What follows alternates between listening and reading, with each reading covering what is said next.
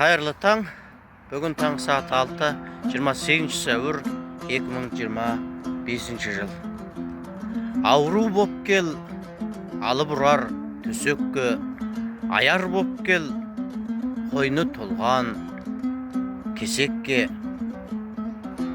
Қорқытпаймын, қорқытпайды өсекті, қорқытпайды ажал мықты десекте. Қорқытпайды ақшасыздық, малсыздық, қорқытпайды әділсіздік, заңсыздық. Мен қорқатын бір-ақ нәрсе бар достым, ол өзімнің бойымдағы әлсіздік, дейді Қадыр Мырзалиев. Өз бойымыздағы әлсіздіктермен күресе білейік. Ол барлық жеңістердің басы.